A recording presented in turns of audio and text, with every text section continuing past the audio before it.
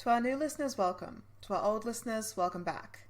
Another episode of Magical Education awaits you, but first we would like to say a few words. Nitwit, blubber, oddment, tweak. Podcast 9 3/4 topic of the week is What If Neville Was the Chosen One? Part 5.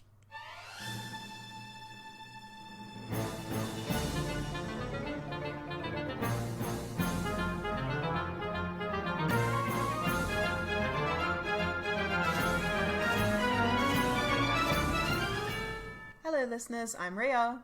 And I'm Jem, and welcome back for Neville Longbottom and the Order of the Phoenix. Let's start with the sad, miserable life of Harry James Potter. He did. I know, has some great victories in his early youth, then his dad's horribly injured in front of him because it's his fault, then he tries to redeem himself, and he dies. In the arms of the angel. Yeah. Trying to protect his friend, fails, is murdered. Oh no. Okay. I'm still upset. Well, let's look into how this affects Neville's journey. Yeah. We're done with Harry now. No need to ever mention him again. Okay, so Neville, obviously PTSD, depression, the works. Survivor's guilt. Yeah. He's got everything that Harry had, but more, because Harry and Cedric realistically were not close. They weren't friends. No. Neville, best friends. Yep. Very upsetting. Also, he's now got Voldemort in his brain, being like, eat up your evil juice, Neville. Oh god. Keeps having these dreams about Department of Mysteries, all this sort of bullshit. Would Neville know what the Ministry of Magic looks like? He might be able to recognise the architecture, maybe? Maybe. I don't think at first, but we'll get into it. Yeah. So, Harry, deeply depressed, deeply isolated, lying in the fucking garden, trying to overhear the Dursleys' news, desperate, alone. Neville wouldn't be in that situation. At the very least, he's there with his nan. Yeah. Is his nan sending him to therapy? Or some kind of doing something for his well-being? Do wizards have therapy? No. I don't think they do. They have mental wards. They have the concept... They have mental wards. The concept of insanity and addiction. They understand that. Mm-hmm. So they have healers. Do they have mind healers? I mean, there is occlumency. I don't know how much you could call that mind healing. It's hard to say, like, if the framework of therapy and, like, PTSD and treatment of such things exists, I think, yes, she'd be looking into it. If it doesn't exist in the magical world, I think no. No, I think she's giving him time. She's trying to be there for him. She's, you know, trying to distract him, but also trying to talk it through with him, maybe. But yeah, nothing's really... Like, it's helping, but nothing is really getting through because he still has Voldemort in his brain. Yeah. I think she's doing her best, but she doesn't know what to do. Yeah. I also think that... So she's basically spent her entire life in the role of the guardian and protector of the Chosen One, and now Voldemort's back. Yeah. So I think she's very focused on, like, the war that is coming. Yeah. And, like, preparing him for it. So I think she's less worried about holding his hand and more worried about, like, helping him to survive. Mm-hmm. Yeah, she's got, like, a Sarah Connor energy to her. Yeah. She's going into Sarah Connor mode. Yeah. Which is maybe not what he needs right now, but also, like, it is kind of what he needs. Mm-hmm.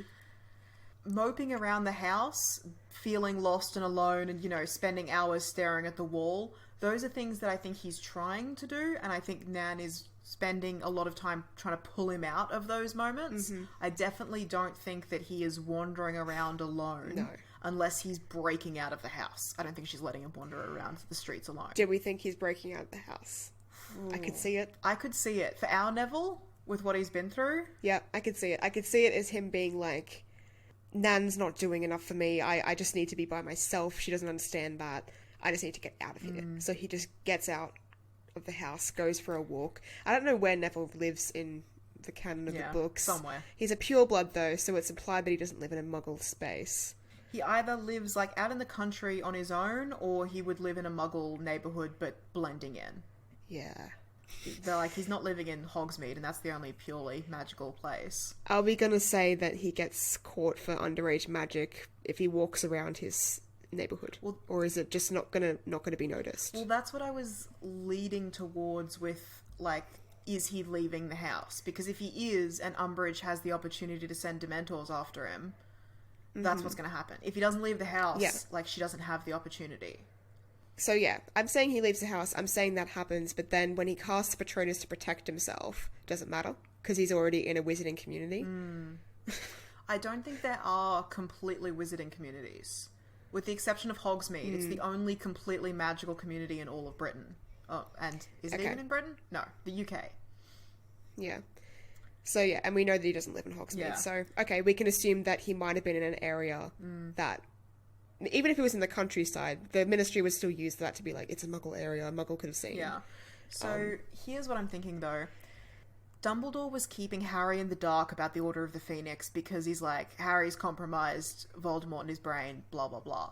I don't think he has the opportunity to do the same thing with Neville. I think Gran is trying to keep Neville informed about what's going on. Like, we're gathering our forces, all hope is not lost, blah, blah, blah. Dumbledore has a plan. Not, like, all of the details, but I think she tells him that something's going on. I think Neville is aware that there are people watching the house. That there are people, like, guarding him. And definitely he's going to be aware of the massive shift in public opinion that's coming. Yeah.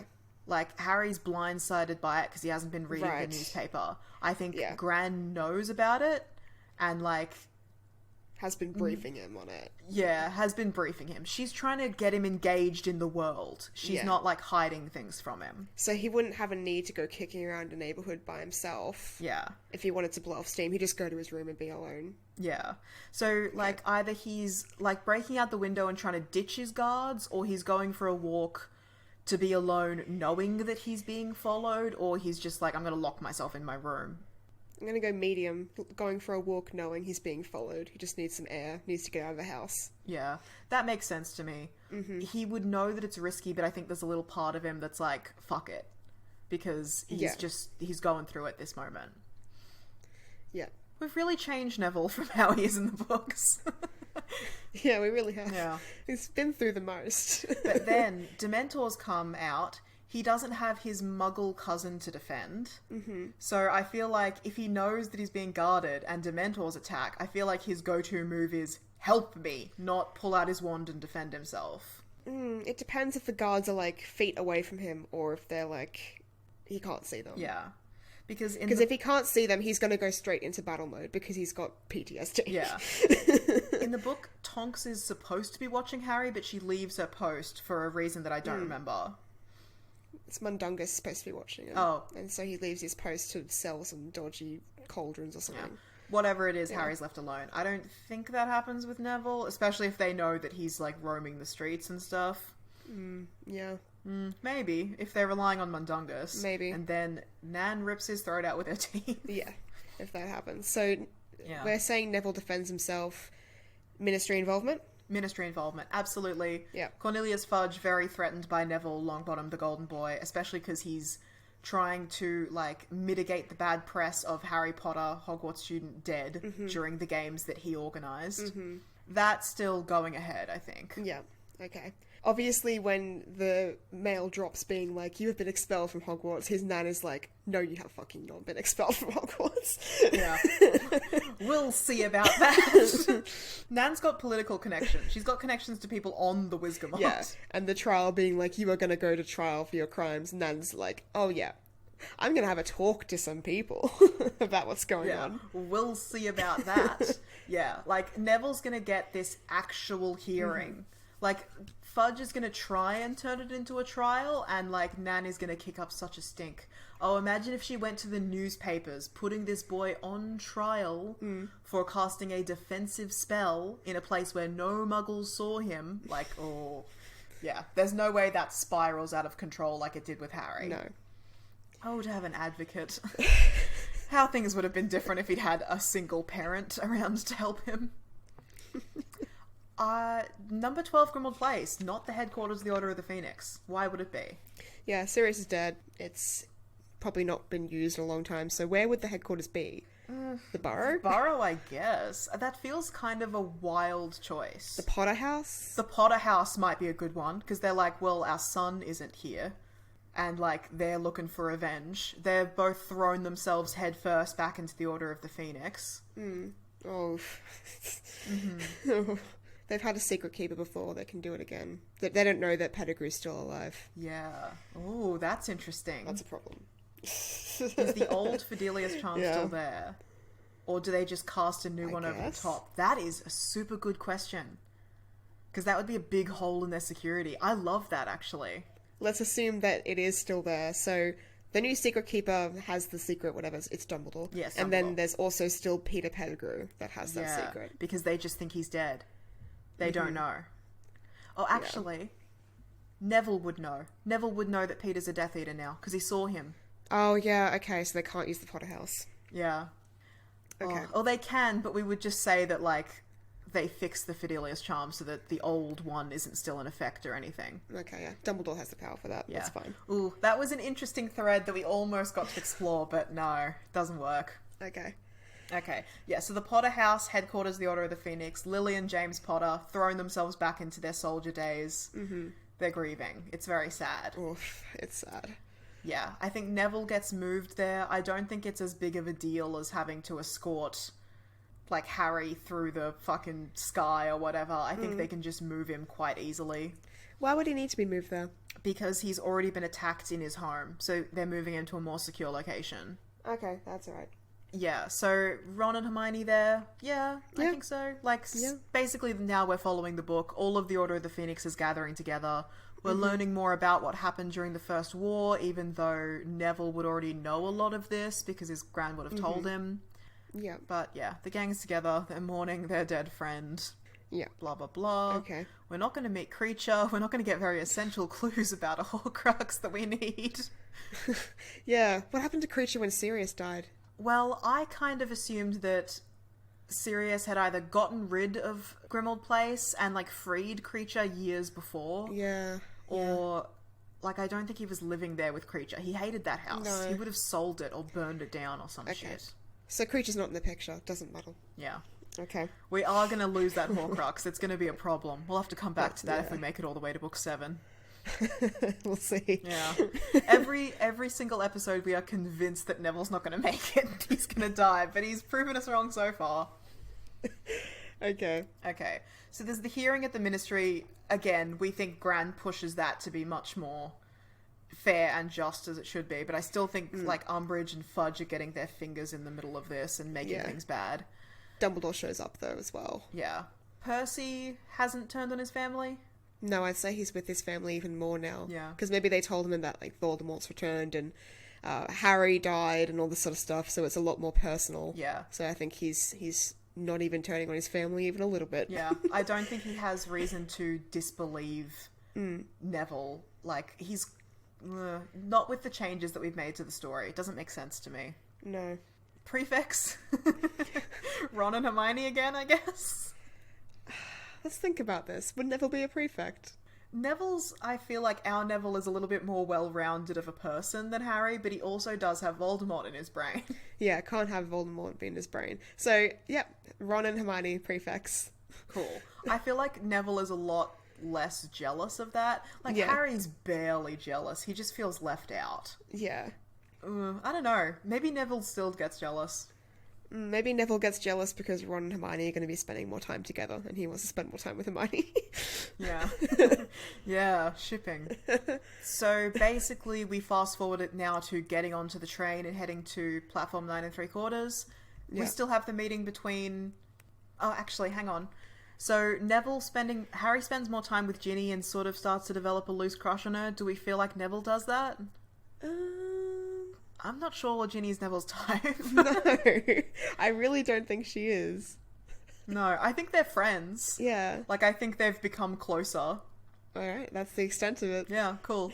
So now he's going to meet Luna Lovegood. I'm going to be pushing for Luna Neville endgame, because I love that, but I'm willing to be persuaded otherwise. Yeah, I like Luna and Neville. We'll just have to see how the cards fall. Yeah. So, how does Neville feel about this weird girl? Here's the thing. Oh, Neville. Neville really bonds with Luna because they're both kind of lonely outcasts. Yeah. our Neville is not a lonely outcast. No, he doesn't He's get got bullied. friends, he's well connected, he doesn't get bullied. Or if he does get bullied, he's got Ron, Hermione, and previously Harry backing him up and helping him with stuff. Yeah. So, I feel like he likes her because she's just like a breath of fresh air. And like... She believes in him? the books... Yeah, she believes him. In the books, Harry likes anyone who is not immediately swept up in his fame. I think Neville definitely likes that as well. He likes people who just sort of talk to him as a real person. Yeah, okay. So I feel like they get along. I don't think there's like immediate sparks flying or anything, but I feel like it's like these people are nice. This girl's nice. Yeah. Okay. Now we get to school and Professor Umbridge is the new Defense Against the Dark Arts teacher. How are we feeling? Because I'm just skipping ahead sort of to, like, the first Defense Against the Dark Arts class. Yeah, we don't need to do, like, the feast and all that sort of shit. Is Neville going to rise to the occasion and shout about Voldemort and dead Harry and all this sort of stuff? Or is he just going to be, like, annoyed and hold his tongue? I feel like our Neville has more emotional control than Harry. Yeah. But also, he's got that Voldemort in his brain, and he's got all this trauma bubbling up to the surface. Yeah. I don't know if he's going to be able to stand being needled like that. Yeah. It might actually really get to him. Yeah. Especially, like, again, because he's much more invested in Harry than Harry was invested in Cedric. Mm-hmm. Yeah. And, like... It's very much implied that, like, Umbridge was trying to press Harry's buttons. Like, she wanted an excuse. Any excuse. Like, even if Neville had only just, like, responded and not just yelled, she's going to find a way to get him into attention. I think it's hard for Neville to see, like, the greater wizarding world turning on him, because it's very much more his world than it was Harry's. Yeah. So, like, this is the only world he's never known. He doesn't have the option of retreating to the Muggle world like Harry does. Mm-hmm. Yeah. So I think it's really hard for him being called a liar and being defamed in the paper. I think that, like, eventually it's going to come through to him that, like, it doesn't really matter what people are saying right now because the truth will out, but that's later in the story. Right now he's just like, everyone's against me. Yeah. Even, like, his own dorm mates and stuff are, like, giving him shit. Seamus has turned on him and, like, Malfoy and stuff are, like, spreading rumours that, oh yeah, you know, Neville definitely killed Harry and shit like that. Yeah. Neville killed Harry, absolutely. Which is absolutely, like, grinds his gears because, of course, Harry was his friend. Yeah, devastating. I don't think he ever hears anyone, like, even slightly hint towards Neville killed Harry without immediately responding. Like, that's a square up sort of comment. Yeah. So I think, he blows up in the lesson. He gets sent to McGonagall. McGonagall's like, use your brain. He's like, I'm trying, but I'm very upset and it's full of Voldemort. Then detention with Umbridge. I've always thought that if Harry had actual parents... Umbridge wouldn't do it. Umbridge would not get away with the way that she's torturing him. But she does it to other students. She does it to Weasleys. She does it to Lee Jordan. Mm-hmm. So she might just do it. Mm-hmm. Because who's going to stop her? Yeah. Because the first thing Neville will do, obviously, is go to Gran and be like, this happened. Yeah. And she's going to kick up a huge stink. Mm-hmm. Of course. But the papers are biased towards the Ministry. She's not going to be able to get a word into the papers to be like, my son is being abused by Dolores Umbridge. Yeah. She can try and pull strings in, like, the Department of Magical Education or whatever it is, but I don't know if she's going to get very far. No, because Fudge has complete control of Dolores being in the school. Yeah. Yeah, because Harry sort of enters into this battle of wills with with Umbridge, trying to be like, you know, she can't break me sort of thing. I don't think Neville's gonna do that. No. I think, like, obviously, you know, she can't break me. Like, that's something that's important for Neville. But I think he's going to really, really, after he fucks up that first class and gets that first attention, he's going to really try to, like, put on that happy face and be civil with Umbridge and not get more detentions with her. And then as soon as he walks out the classroom, he's going to scream into a pillow. Yeah. We've made our Neville a little bit more politically minded, because I think you would just have to be if you were raised in the magical world as the chosen one. Like, you've got to be. There's no way that you just sort of cruise through life oblivious.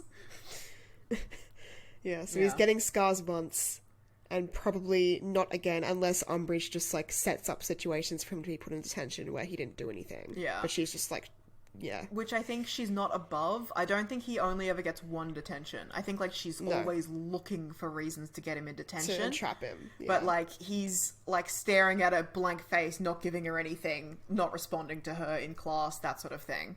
Yeah. He's doing his best. Yeah. Okay. So, next up, it's, like, Ron getting letters from Percy, then reaching out to Sirius to try and get more information about what's going on. I feel like not happening. Neville knows what's going on. He's more abreast of the situation. Dumbledore's named the High Inquisitor. Umbridge. Yeah, sorry. Umbridge is named the High Inquisitor. I keep swapping Umbridge and Dumbledore for some reason. Then it's the Hogshead meeting. It's the let's form Dumbledore's army. Yep. I think he's absolutely doing that.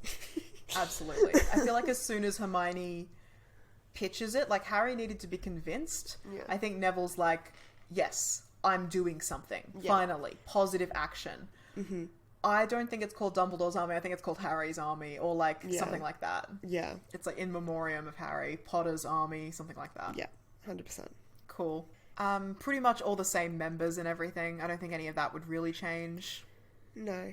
More educational decrees. How do they find the room of requirement?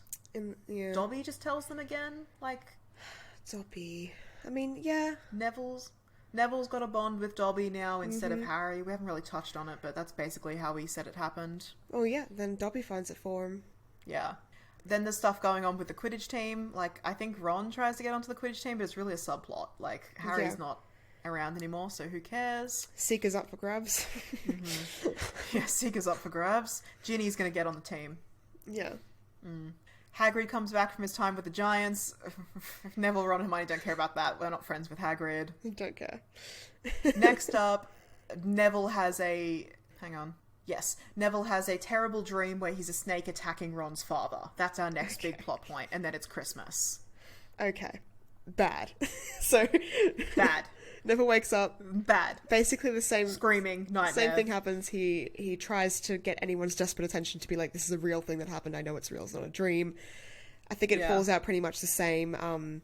He doesn't spend Christmas with the Weasleys, or if he does, Gran's there with them.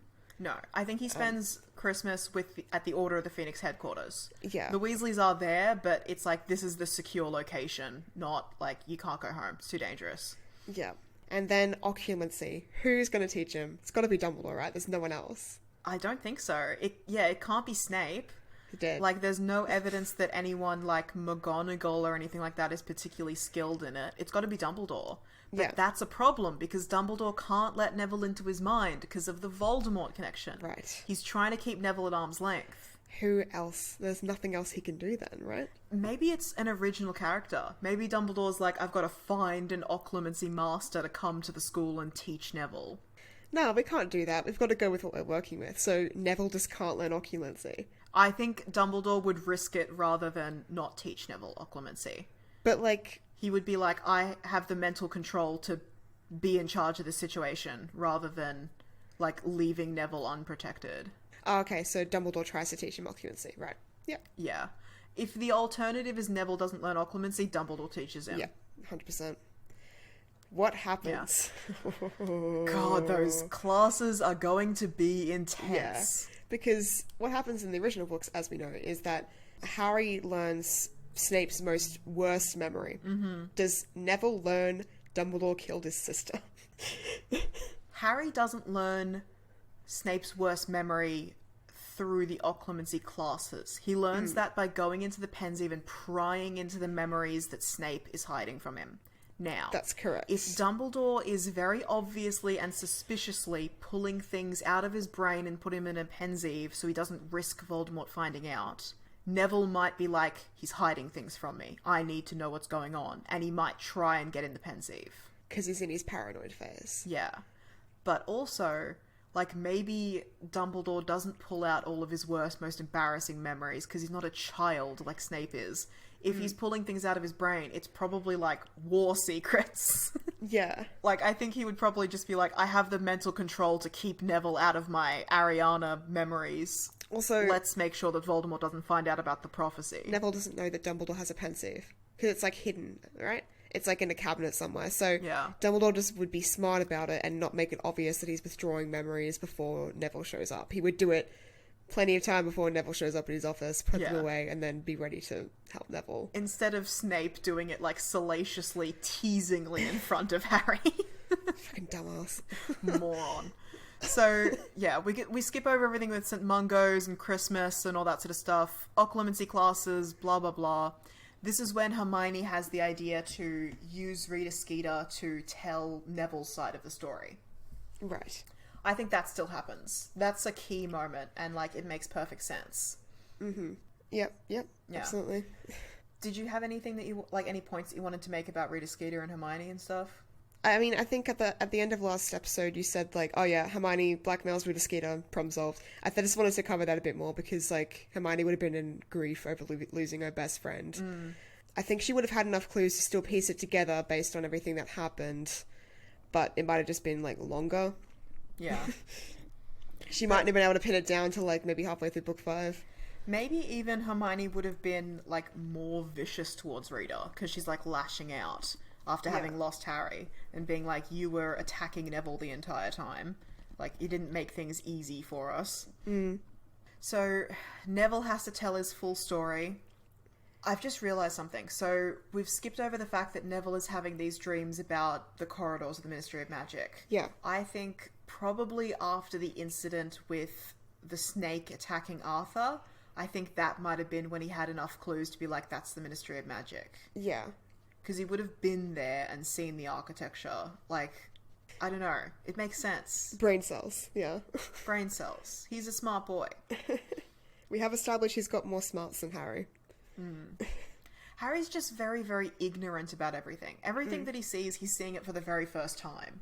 Yeah. Neville's got years of experience under his belt that just makes it easier to connect dots. But Neville has less instinct and less natural ability in a lot of places. Yeah. So this is the point where, like, Umbridge is like, Hagrid's fired, Trelawney's fired, Firenze gets hired as the divination teacher. All of this is just sort of happening in the background. Yeah. Extraneous detail. Marietta Edgecombe turns on the Harry's army, or Potter's army, and Dumbledore has to flee the school. Now there's nobody teaching Neville occlumency.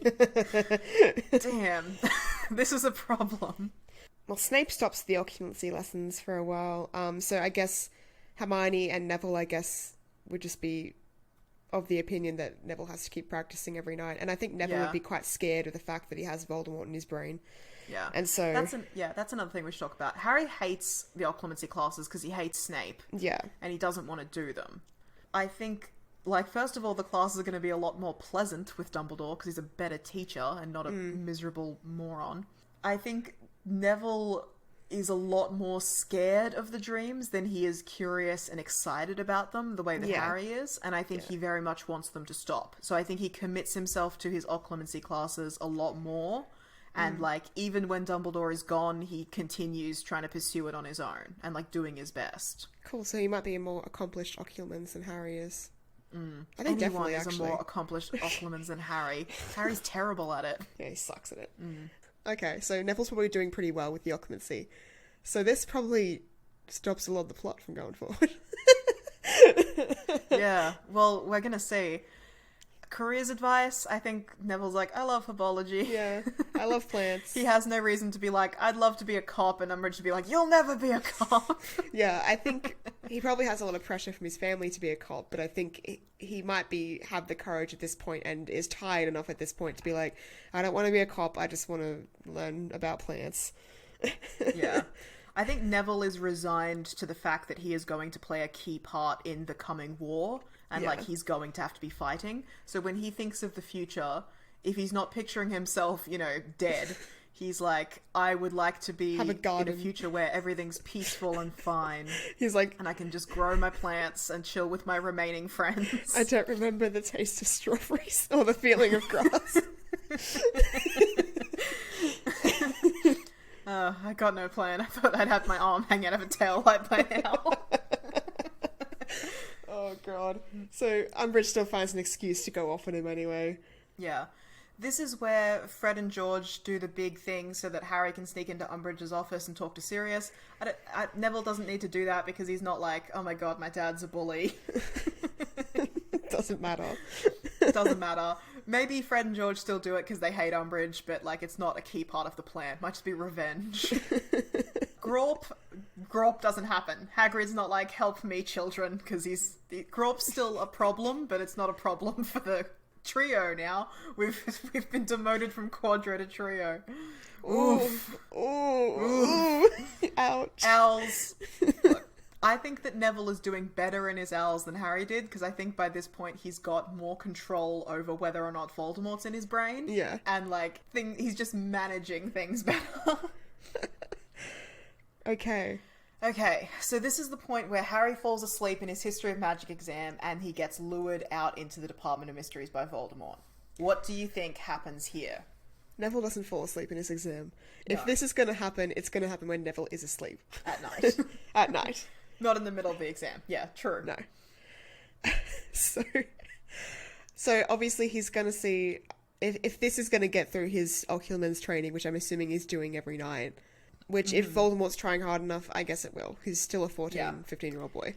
Yeah, he's still a 15-year-old who's been trying to do this mostly without a teacher and has barely grasped it, and Voldemort's one of the best Legilimens in the world and has a backdoor into his brain. We skipped something. Did Neville kiss anyone? Have we? Oh, yeah, we skipped right over that. That was, like, before Christmas, I think. Yeah. Well... Did Neville kiss Cho? Okay. Ooh, is Cho into Neville? She could be. If it's going on the same logic of Cho kind of being into Harry after Cedric thing, and she's kind of using it as a coping mechanism and it's going poorly, that could be an uncomfortable situation. It could be like, I would see it as Neville has no interest in Cho beyond just like feeling sorry for her and wanting to be a friend, I guess. And then, like, so she's hanging around after class looking very sad, and he's like, oh, you know, I want to talk to you about this. Like, how you going, I guess, like, hey. And then she breaks down, has a big rant to him, and does kiss him. And he's like, I need to talk to Hermione about this. I don't know what to do. But I don't think they date. I think it's like an awkward moment. Yeah. I definitely don't think Neville's into Cho. You're right. I think it's like... Because were Harry and Cho closer in our version? I think they would have to be. They were pretty much dating. They had a flirtatious thing because obviously Harry really liked Cho. And I think she picked up on that energy, but was also looking for someone after Cedric to sort of heal the pain. And Harry was the one that was there and would know what she was going through. No, I mean, like, last year in Neville Longbottom and the Goblet of Fire, was Harry and Cho an item? No. Okay, because they went to the Yule Ball together. together. Sorry. They went to the Yule Ball together. They were an item. They went to the Yule Ball together, and I would assume that Cho was Harry's, like, the thing you'll miss the most, the bottom of the lake. Yes. Because that's how they determined who would be in the lake, based on the Yule Ball. Yeah. Yeah. Okay. So I think maybe they were, dating. Like, I don't think they were spending a lot of time together because Harry was more focused on the Triwizard Tournament. But Harry had a crush on her and she seemed into him, so... Yeah. Yeah. Her boyfriend's dead. Yeah. So her boyfriend's dead, and Neville is the only one who really knows what happened. And I think she's, like, awkwardly trying to get closer to Neville. But, like, maybe she develops feelings for him because she's just a very confused girl. And, like, Neville's trying to deal with his PTSD, but I don't think Neville's into Cho. Yeah, that's what I think's going on. Yeah. Anyway, flash forward. So Neville goes to sleep. Yeah. What could Voldemort show him that would convince him to go to the Department of Mysteries? It's quite obvious. Can't be his gran being tortured. Because he'd be like... Why wouldn't it be? Oh, okay. I just feel like he would contact her. But obviously Voldemort has some sort of contingency in place to make sure that, you know, he can't get in touch with her. So maybe he's like... It's similar... Yeah. Maybe she actually kidnaps her. That's a good option. How it works in the original book is because of Creature being sneaky. Yeah. But that's not a thing anymore. Harry tries to charge off, but Hermione's like, think about this. Let's do this logically. Definitely, like, Hermione would be that voice of reason if Neville isn't that voice of reason already. Yeah. So we're assuming that Gran's staying at the Potter house, which is the new secret headquarters. So, unless she's not, unless she's, like, too stubborn and is like, I can take care of myself. Yeah, I kind of think, like, I don't think the entire Order of the Phoenix is living there. No. I think it was more like the kids are living there during holidays and stuff, and the adults that need to take care of the kids. So the Weasleys are there pretty much. Mm-hmm. And so I think, like, Gran and Neville and stuff would be staying there during the holidays. But I think the rest of the time, Gran isn't as much of a high security risk target as Neville is, so I think she can return home. Okay. But they would have upped the magical protections around her home. Mm-hmm. So maybe her home is protected, but maybe when Neville does try to contact her, she just happens to be out. Like, she's trying to do something to improve Neville's reputation in the paper and to, like, you know... Or maybe she's doing some spying for the Order or something like that. Well, we could make it more grim. What if Voldemort just actually kidnaps her? I mean, yeah, he could. He's trying to fly under the radar. I guess, like... I think Voldemort knows that if he shows Harry Sirius being tortured... and, like, things are set up in such a way that Creature is able to lie and protect that secret, that will work. Yeah. Voldemort also knows Neville, because Neville's his chosen one in this scenario. I think maybe he knows that he needs a real, actual threat to lure Neville out of the castle, because Neville's got a stronger support system. Yeah. And, like, more people to turn to. Although at this point in the book, I guess, like, McGonagall's been lured out of the school... Dumbledore's been taken out of the school. Hagrid's gone. Hagrid's not really a threat. Lily Evans, is there any reason why she would have been pulled out? I think Umbridge just would have gotten rid of her, because Snape was kind of cooperating with Umbridge, and I don't think Lily would be giving her Veritaserum or whatever to torture the students with. No, yeah, she would have gotten rid of her. Yeah, so we can assume that all of the members of the Order of the Phoenix have been removed from the school, and Neville's in, like, he's on his own. It's just him and his allies, his childhood allies. And this is the point where the DA's been found out too, so they don't have the DA anymore, or the HA. They've been largely disbanded. Yeah, okay, so yeah, it would be the real threat of his Nan's been kidnapped and is being tortured. So maybe they're like, okay, verify that somehow? I guess they do the classic move of break into Umbridge's office and use the fireplace. Maybe this is the moment where Fred and George set off all of their fireworks, because they haven't really had to do that before. Or the swamp or whatever it is that they do. Because they haven't had to do the multiple times before. So our gang is Ron, Hermione, Neville, Ginny, Luna. Yep. And Fred and George are the distraction. They're the ones who are drawing Umbridge away. I just had a question. Just off topic, does anyone have the cloak now, or is it just Lily and James have the cloak? Yeah, that's what I thought of that earlier. They still have the Marauders map, definitely. Yeah. The cloak would have just been in amongst Harry's things, and I don't see a reason why James would have given that to Harry's friends. No, he would have just kept it. Yeah. Yeah. Like, maybe, like, I'm thinking at, like, the beginning of book 7, it might be like, this can't protect Harry anymore, but, you know, you've got to go kill Voldemort for our son. Find out what happens. Yeah. But I don't think he would do that, like... Yeah. In the middle of grieving for Harry, I don't think he's giving away Harry's possessions and, like, a family heirloom to a random kid. No. Okay. Right, so they look at the fireplace. Do they get caught by the Inquisitorial Squad and Umbridge? I think the reason why they get caught is because Umbridge secures her office after someone breaks in and uses the fireplace multiple times. That hasn't happened so far, so maybe they just get away with it. Right. Easy. So they use the fireplace. They're able to confirm that, like, Neville sees his Gran's house and it looks like it's been torn apart by Darth Vader, I was about to say, by dark wizards. And he's like, oh my god, Nan's been kidnapped. Time to go to the Ministry of Magic. Oh, he would try to reach out to the Order headquarters as well, though. Would he get a hold of anyone? I mean, James would be there. Yeah, he's there all the time. Yeah. Can't talk. So probably what happens is Neville gets a hold of James at the headquarters. Yeah. And James is like, don't do anything. Like, just stay in the school. We will take care of it. And then Neville disregards that advice. Yeah. Because he's like, I can't just let my Nan be in danger. Yeah, she's running out of time. James write this in a note or something like that. Yeah. Yeah. So, like, James goes off to gather the troops and stuff. But everyone's sort of scattered into the winds because things are going badly. And then Neville gets his gang of friends together and they... Use the Thestrals? Steal a bunch of brooms, I guess? Or maybe they take the Thestrals. Yeah, I wouldn't see why not. Umbridge hasn't caught on to the fact, unless it's been, like, a long time, she hasn't caught on to the fact that anyone's in her office yet. So they use the chaos that the Weasley twins caused from their exit and the fireworks to escape. I was thinking, like, take all the old school brooms. Like, I feel like that's just where their thoughts would go if they're not dragged out into the middle of the Forbidden Forest and attracting Thestrals with blood. Yeah, like, easy. I just think that would be their go-to move. If not, like, actually, they're in the office with the working flu connection. Just go through the flu network to the Ministry of Magic. Why am I so stupid? That's what they would do. Yeah, okay, they would do that. Yeah, because it's the middle of the night, remember? Because it's not during the day, because he didn't fall asleep in his exam. It's the middle of the night when all the fireworks start going off and the craziness happens. Right.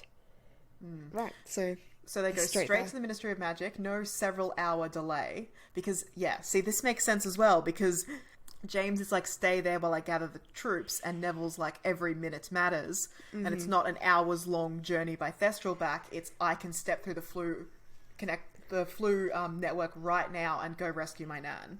Yeah, and that's what he does, and he brings all his friends. Battle of the Ministry goes down pretty much exactly the same, I would imagine. Does Neville survive? Like, let's be real, let's talk about it. Okay. So we're gonna have to go through this fucking beat by beat, aren't we? Fucking hell. So they get down into the Department of Mysteries. They make it through to the Hall of Prophecy. Neville gets the prophecy down. The Death Eaters emerge, and they're like, "Give us that. Yeah. Give us. Give us." And he's like, "Where's my Nan? I'll smash it." Nan's not here. Is Nan there? No, Nan's not there because Voldemort... Nan's been put somewhere else. Like, she's the bargaining chip. Is she dead? I don't think she's dead. I don't think Voldemort would throw away such a great resource. Right, yeah. He's gonna keep her alive for now because obviously he can use that to manipulate Neville to hand over the prophecy if necessary. So, Nan's definitely not there. So now it's a battle between the Death Eaters and the children. Yeah. Fuck. They managed to hold their own in the books originally. Yes. They do have Harry there in the books, but we've established that Neville has been having, like, summer camp, I guess, in defensive magic since book 3, right? Yeah. Neville's a more competent magical user in our version than he is in the original. He also has his own wand. In the originals, he's still using his dad's wand, and that's a big detriment. Yeah. Okay. And I feel like, just in general, I feel like Potter's army was more serious than Dumbledore's army. Like, Dumbledore's army was already pretty fucking serious, but they didn't lose Harry Potter. Yeah. They lost Cedric Diggory, and, it was much less personal. Yeah, okay. So I feel like they're holding their own. It gets to a point where all of Neville's friends are being held at Wand Point. Yeah. And he is asked to hand over the prophecy. I don't think Neville does it. Because if you remember in the books, when Neville is the one that has the wand to his throat, he is like, "Don't do it, Harry, smash it." Like, he is like, "I'm ready to die." Like, Neville... Look, that version of Neville is one that, grew up knowing that his parents held out under torture until they lost their fucking minds. So that version of Neville is like, "I will die before I give in to these people." Yep. Is our version of Neville willing to let his friends die before he gives up? I'm not sure. You can torture all my friends all you want. You can torture my friends all you want. Okay, that's a good question. I think, given the fact that he's lost Harry, no, he's not willing to let his friends die. No more. I think Neville is very, very strong, and I think he really, really holds out, but I think the moment the Crucios start flying and his friends are being tortured, he's like, "This is too close to what happened to Harry. I can't lose anybody else." I think he's going to give it up. But I don't think he hands over the prophecy. I think he would smash it on the ground. But then he knows that's also just securing a death sentence for all his friends. So what happens in the original is Harry's about to hand it over when the order shows up, and then Harry smashes it. So basically that would be the same. Yeah, he basically drops it. And then nobody hears what it says. Because at this point they've seen prophecy smash on the ground and they know that it just sort of says it. So I feel like Neville is like, "I don't want to give away this thing that Voldemort wants. I would rather smash it on the ground and hear it and let the Death Eaters hear it than, not know what it says." If you know what I mean? Oh, yeah. So you reckon he's like, "Fuck around and find out," and just smashes the prophecy? Yeah. "Oh, you want it so bad? I'll give it to you then." Because it's also got his name on it. So he knows this is about him. Yeah. Okay, alright, I can see that. Yeah. Smashes it on the ground. Yeah. So I feel like he tries to smash it on the ground, and then maybe as it's being smashed, or as he's dropping it or whatever, that's when the orders kick open the door and charge in. Yeah, so maybe he doesn't hear the prophecy anyway, because the orders come in and it's all commotion. As soon as the order comes in, I feel like Neville's number one concern, he knows his gran isn't here anymore, it's gather up my friends and get the fuck out of here. But does he know his gran isn't there? Oh yeah, maybe the Death Eaters, like... Well, they might have said, like, she's not here, you foolish boy. Or they might have said, like, she's just behind this door. Give us the prophecy. Yeah. I reckon they might have alluded to she's somewhere else in the Department of Mysteries and you're not going to find her unless you give us the prophecy. So does he believe that? Or is he like, nah, not gran? I feel like he just came so close to losing it all. I think he wants to get out of here. I don't think he wants to be part of this battle anymore. Okay. He's like, the Order are here, they'll deal with the Death Eaters, then I can find Gran or something. So he fucking legs it. With his friends. He's trying to gather his friends and get out of there. Because he doesn't have any reason to, like, stick around and try and battle Bellatrix or anything crazy like that. Like, Harry stays in the fight. Yeah. No, he gets out of there. Is he confronted by Voldemort himself in the atrium? Maybe Voldemort with Gran there in the atrium? Maybe. If we don't get Gran back at the end of this book, it's going to have massive ramifications for books 6 and 7. I'm telling you right now. Oh yeah. Like, such big ramifications. I have a feeling it's going south. I have a feeling she's maybe not going to live to see the next book. Okay. So. Alright. So Voldemort is like made aware because he has Neville's brain in his brain. He's like, oh, Neville's trying to make a run for it with his friends to get him out of here. Yeah. But wait, I'm going to fucking confront him with my bargaining chip, Gran. Yeah. So, like, there's no duel with Bellatrix, Sirius falls through the veil, blah, blah, blah. I think if members of the Order of the Phoenix die, if they're not, like, Harry... It's not like Neville's losing his mind over this. It's like, this is a battle that's happening, he's just trying to get out of there. He's confronted by Voldemort with Gran. Gran is very much like, let me die. Like, there is nothing that you can give to him that will be worth my life. Like... Yeah. I don't think Voldemort knows the prophecy's been smashed at this point. Maybe, like, when he realizes that Neville doesn't have it, that's when he's just like, fuck this, I'm gonna kill you. And that's when he goes to kill Neville, and that's when Dumbledore sweeps in with his magic and saves the day. Is Gran already dead? I think she is. Okay. Because as soon as he realizes Neville's on the run, I'm gonna confront him, he's there, maybe he's like... Give me the prophecy, tell me what the prophecy said, I know you smashed it. Yeah. Neville's like, I don't know. He looks into Neville's mind, sees he doesn't know, he kills Gran as punishment. And then he's like, you're next. Like... Okay. Yeah. Yeah, I was gonna say, like, his plan is, I'll trade you this old woman for the prophecy. Yeah. But then when he realizes Neville doesn't have it, is his next move kill Gran in front of Neville, or is his next move kill Neville immediately? Oh, he likes to play with his food. He's going to kill Nan in front of Neville. Yeah. I guess he doesn't really feel like he's in threat at the moment because all of his Death Eaters are down below battling. Like, he doesn't know Dumbledore's on the way. I think he kills Gran. Yeah, she did. That's a massive bummer. Yeah. Oh, there's more death in our series. Actually, no, we're even, aren't we still? Yeah, Sirius, Harry, Gran. Last time, yeah, it was Sirius and Cedric, but we've lost... Sirius, Harry, and now Gran. Yeah. Okay. We're ahead. Once Gran drops the floor, Neville loses his mind. Loses his fucking mind. Absolutely, he is trying to attack Voldemort. Are his friends helping, or are they trying to get him the fuck out of there? I think they're trying to get him the fuck out of there. Either way, Dumbledore shows up within seconds. Like... This can't go on too long. But is it fast enough? Is it fast enough? Does Voldemort just fucking kill Neville? I feel like if he tries, their wand cores are going to connect again. Yeah. If Neville is actively battling Voldemort, their wand cores connect. Like, that's the conceit of the book. They can't beat each other in a straight-out duel. Okay, so if that happens, that happens. But if not, Dumbledore shows up, shit goes down. Yeah. All the kids are put into a protective stance. Voldemort's going to try and hop in Neville's brain. I think he's going to get in there, but then I think Neville is going to use a combination of occlumency and love magic to basically blast him out of there the second he's in there. Yeah, because he's grieving over Nan. He's grieving for his friends. He's grieving over Nan. Yeah. all he can think about is how much he loves his Nan. And he's like, I'm trying to calm myself and use occlumency, but Nan is dead. Yeah. Blast him right Voldemort's out. gone. He can't stay in Neville's brain because Neville's so full of love. Yeah. Okay. And then Voldemort's like, not Voldemort. Voldemort's gone. Ministry of Magic shows up. Oh my god. Voldemort's back. Look at all of these injured children. Dumbledore's like, touch this head, children. And off they go home to the hospital wing. Okay.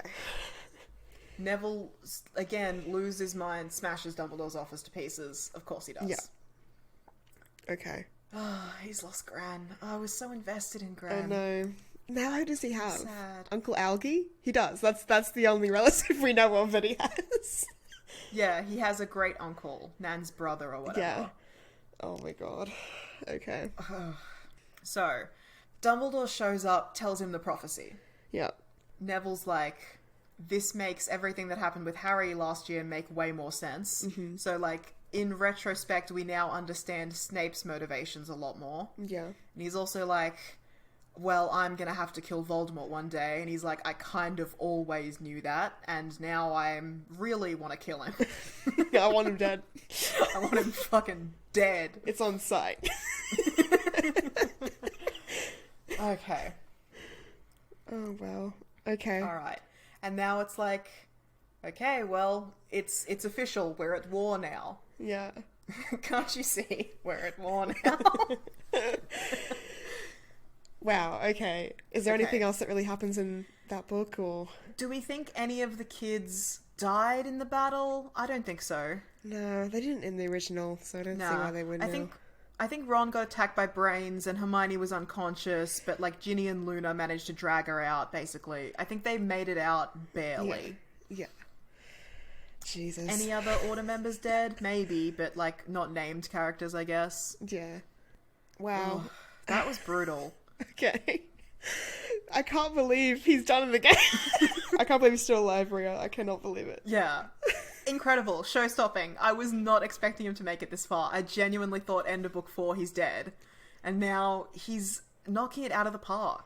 Wow, okay. Especially the fact that he was able to keep up his occlumency. Like, I feel like that's credible with what we've established. Yeah. And I feel like our version of Neville was able to get a hold of himself and get control of his emotional state a lot faster than Harry was. Because Harry was basically out of control this entire book until Voldemort deliberately retreated and shut off his brain. I think Neville was starting to get some of his equilibrium back. And that's, because of Neville's difference in personality, but also because of his huge support network. Yeah. The big thing is the support network. Yeah. And that's gone. And that's gone now. And now he's all alone. So, yeah, we're gonna have to talk about who is Neville's guardian now. It's got to be Great Uncle Algie.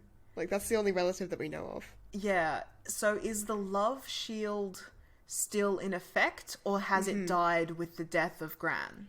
Well, no, if Great Uncle Algie is Gran's brother, which we're going with the fact that he is, then it would still be in effect with Great Uncle Algie. Yeah, but I was gonna say, would other members of Neville's family want to take on the burden of protecting the Chosen One?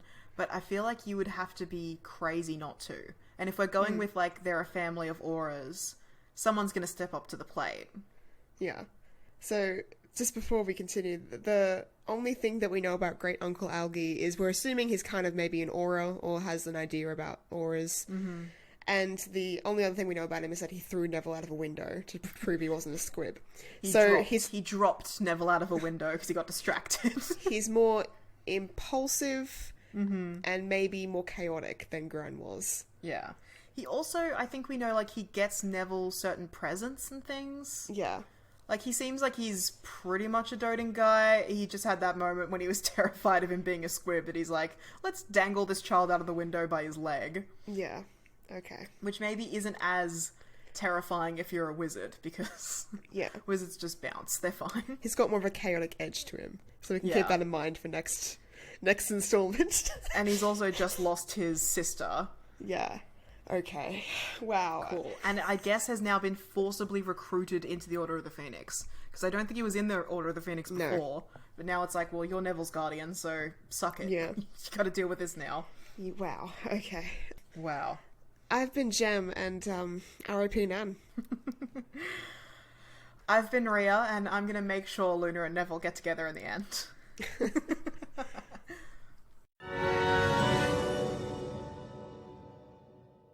Thanks for listening. If you want to support us or get in touch, the links to our social media and Patreon are in the show notes. Please feel free to send us so many messages that we go mad and run away to a hut on a rock in the middle of the sea just to avoid them. You'll hear from us again in 2 weeks' time.